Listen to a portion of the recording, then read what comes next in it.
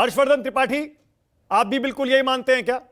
हालांकि आपका जो अभी तक का असेसमेंट और भविष्यवाणी थी वो शायद 300 के भी कुछ आगे की थी। हर्षवर्धन जी,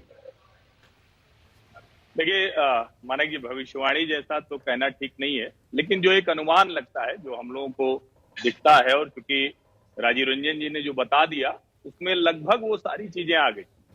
हालांकि मेरा ये मानना है कि 12 से 15 सीटें ऐसी हैं जहां भारतीय जनता पार्टी ने जितना खराब प्रत्याशी चयन हो सकता है वो कर दी। और कमाल की बात यह है कि वो प्रत्याशी चयन उन्होंने अयोध्या मथुरा जैसी सीटों पर भी कर दिया।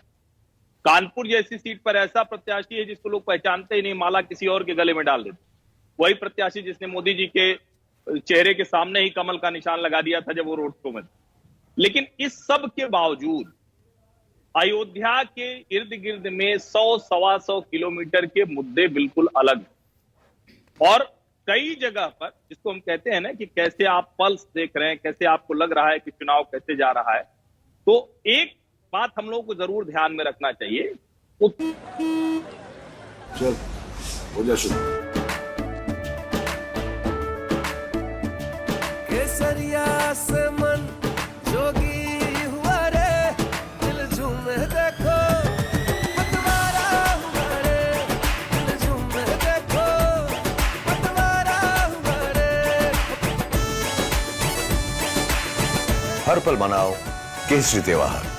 विमल, बोलो जुबान केसरी। उत्तर प्रदेश में सिर्फ इतना भर नहीं है कि राम मंदिर बन गया है, नरेंद्र मोदी ब्रांड के तौर पर दिख रहे हैं, कानून व्यवस्था बड़ी अच्छी हो गई है। इससे आगे की एक बड़ी चीज, जो देश का सबसे बड़ा राज्य था, आज वहां के लोगों में अभी कितना वो जमीन पर उतरा है वो बहस आप कर सकते हैं कि कितना इन्वेस्टमेंट आ गया, कितने कॉरिडोर बने कि नहीं बने, इंडस्ट्री कितनी दिखने लगी। लेकिन कमाल की बात यह है कि आप किसी शहर में चले जाइए, किसी शहर में चले जाइए, हमारे अपने शहर प्रयागराज में, इलाहाबाद में ही चले जाइए, तो लोग ये कहते हैं कि आज जो देश का सबसे बड़ा राज्य है उस हैसियत में दिख रहा है, जिसकी चर्चा आपको शायद किसी पॉलिटिकल एनालिसिस में नहीं मिलेगी। ये बड़ा कमाल है कि इसकी कोई चर्चा ही आज तक नहीं। लेकिन लोग कहते हैं कि देखिए, हम सबसे बड़े राज्य थे, हमारी इस दुर्दशा पर चर्चा होती थी, लेकिन आज हमारा राज्य जब कोई बाहर से इन्वेस्टमेंट लेकर आता है तो उसमें महाराष्ट्र, गुजरात, आंध्र प्रदेश, तमिलनाडु के मुकाबले बराबर खड़ा होता है। और ये वो बड़ी वजह भी है जिसमें आप जो दूसरी वजह शामिल करते हैं, राम मंदिर, कानून व्यवस्था, महिलाएं, विकास जो आपको अगल बगल दिखता है, उसमें ये वजह भी एक शामिल करिए।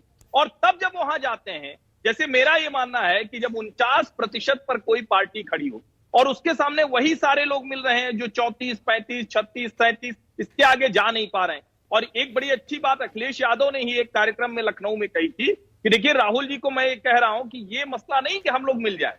भारतीय जनता पार्टी कई सीटों पर 60% तक मत पाती है। आप ठीक है 1 लाख तक का होगा, 80,000, 50,000 तक का होगा, उसको आप पलट सकते हैं।